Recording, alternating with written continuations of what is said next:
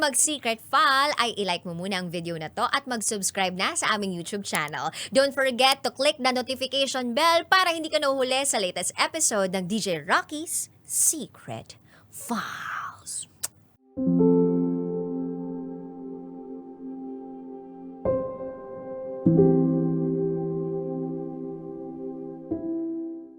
Hi DJ Titan Jello at Rocky Terra. Matagal na po akong nakasubaybay sa inyong programa. At ngayon lang ako nagkaroon ng lakas na loob na sumulat sa inyo. Itago nyo na lang po ko sa pangalang Badong, 47 years old. Isang seaman at may 5 anak sa aking asawa. Nais ko lang sanang ikwento ang aking buhay sa inyo. Matagal na po akong seaman sa isang malaking company at sa cruise po ako na destino. 18 years na rin po akong kasal sa aking mahal na asawa. Sa totoo lang po, sa darating na Feb 14, anniversary po namin para sa ika-19 years namin na pagsasama. Sa totoo lang po, sa tagal-tagal namin mag-asawa, hanggang ngayon, may lihim pa rin po siyang tinatago sa akin na matagal ko na pong alam. DJ Titan Jello at Rocky Terra, tandang-tanda ko pa na may isang baba po ko ng barko na nasalisihan po ko ng ibang lalaki sa aking asawa. Nobyembre bago magpasko, hindi ko na po sasabihin ang taon. Umuwi po ako ng Pilipinas dahil saktong ika-6 na buwan ko na po sa barko. At pinili ko na pong umuwi kaysa mag-extend pa po ako. Normal ang lahat. Nagpasundo ko sa airport.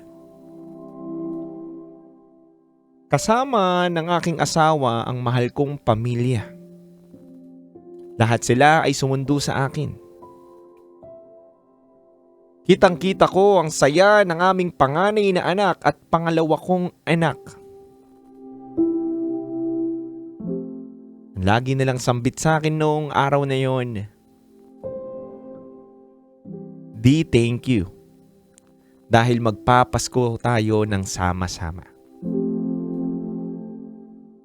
Mga kabisyo, DJ Titan Jello at Rocky Terra, 3 buwan din akong mag-i-stay sa Manila at makakasama ko ang aking pamilya. Sa aking pag-uwi, wala naman akong ibang nararamdaman na kakaiba sa aking asawa. Same pa rin katulad ng mga nakaraang kong pag-uwi. Malambing, maasikaso, at masayahin pa rin siya. Sa totoo lang, nagulat ako, kabisyo, dahil masyado siyang mainit gabi-gabi. Para bang may honeymoon kami araw-araw. Na para bang bagong kasal kami sa init at pagkamis namin sa isa't isa. DJ Titan Jello at Rocky Terra, natapos po ang 3 buwan na bakasyon, balik na po ako sa aking trabaho. At sasampa na muli sa barko. Pero 3 buwan pa lang nakakalipas nang ako'y sumampa at bumalik sa aking trabaho, nag-chat sa akin ang asawa ko. Tandang-tanda ko pa, may pa-voice message pa sa akin. Ang sinabi niya ay, "Congrats daw sa aming dalawa. Dahil may bago daw kaming baby na aalagaan at papalakihin. Sobrang saya ko din syempre nung malaman ko na may bago na naman kaming anak. Hindi naman po kasi problema ang pera sa totoo lang. Dahil naniniwala ko basta marunong ka lang mag-handle at matino ang iyong misis sa Pilipinas, tiyak na kaganda ang buhay ninyo sa pagiging seaman. Pero DJ Titangelo at Rocky Terra, wala akong kaalam-alam na matagal na pala akong niloloko ng aking asawa.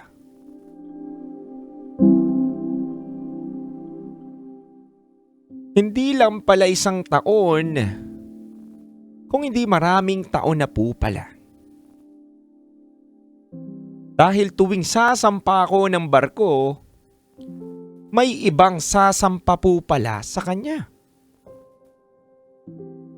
Nalaman ko lang po ito nang biglang may nag-message sa akin na hindi ko kilala na pangalan sa aking messenger. At ang nakalagay sa message sa akin ay, "Badong, may gusto sana akong aminin sa'yo na matagal ko nang alam na niloloko ka at tinataihan ka sa ulo ng asawa mo."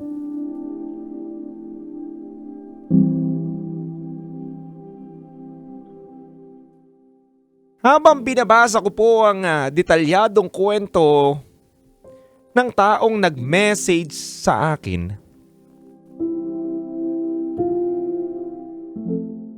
napaluha na lamang ako.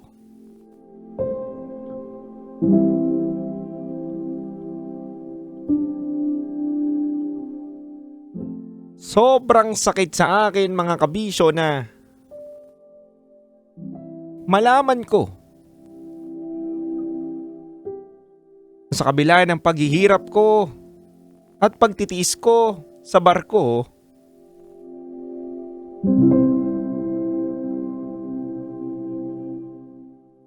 nagawa pa akong lokohin ng mahal kong asawa. At mga kabisyo, DJ Titangelo at Rocky Terra, mas napaluwa ako nung nabasa ko ang bandang dulo ng kanyang mensahe.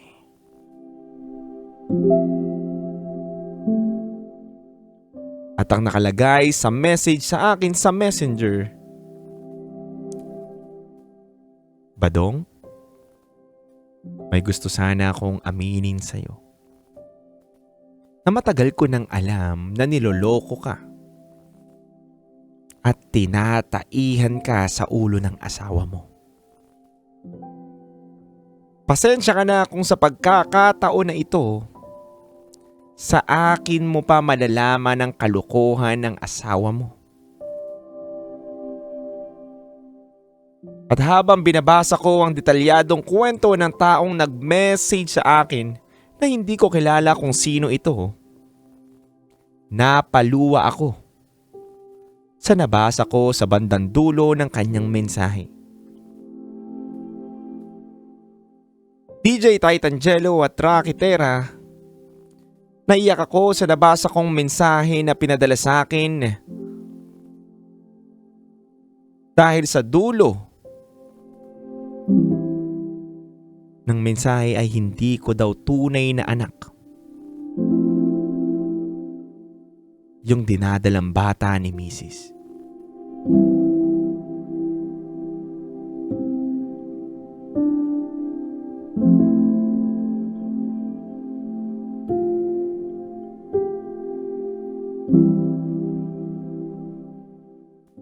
Para akong nauupos na kandila dahil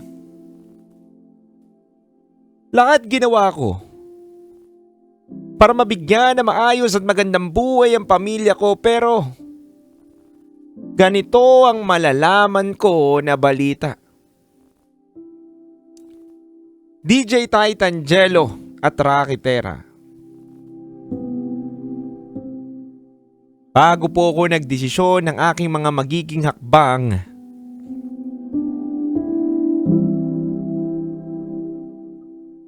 nagdasal na muna po ako.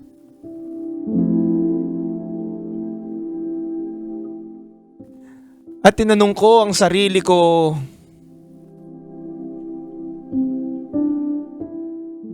na kung malalaman ko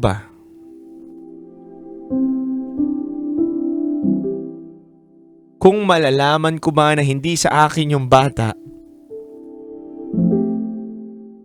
handa ako na bang iwanan at magalit ng tuluyan sa asawa ko? Handa din ba akong masira ang pamilya namin?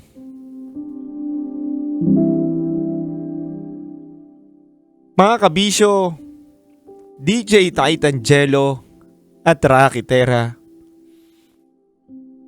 yan po ang mga katanungan na naglalaro sa isip ko that time.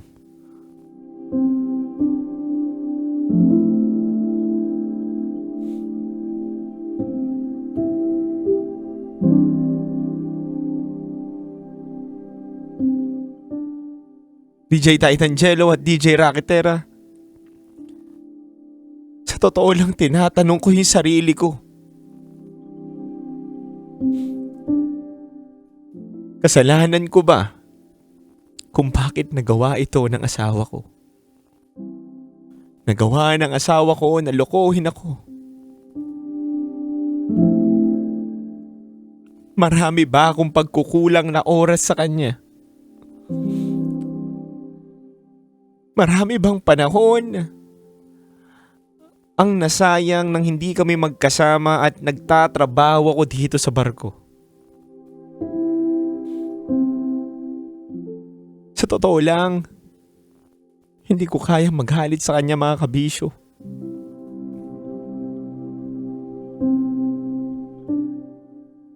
Mahal na mahal ko po ang asawa ko.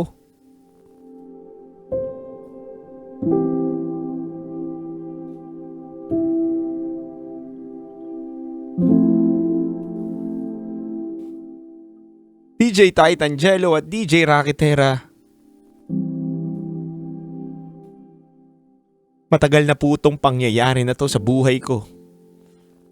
Pero ngayon lang po ako naglakas ng loob na sabihin ito. Dahil hanggang ngayon hindi ko po kayang tapatin ang asawa ko na alam ko na po yung matagal niya nang nililihim sa akin.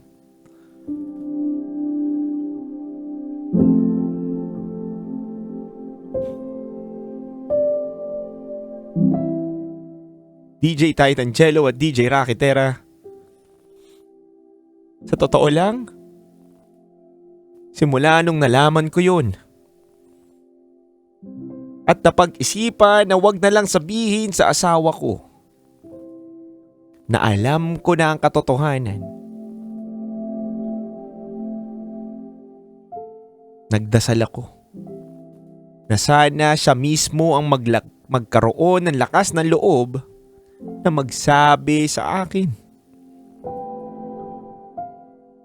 Dahil sa totoo lang, hindi naman ako magagalit. Mahal ko ang asawa ko at mahal ko ang mga anak ko. Mga kabisyo, alam ko na may dahilan ng lahat ng iyon. At yun na lang ang pinagpapa sa Diyos ko.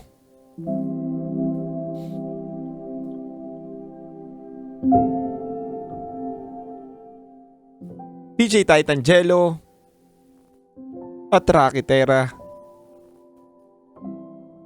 humihingi po ako ng advice sa lahat ng kabisyo natin. Na tama lang ba ang aking ginawa na tumahimik na lang para sa ikakaayos ng aming pamilya?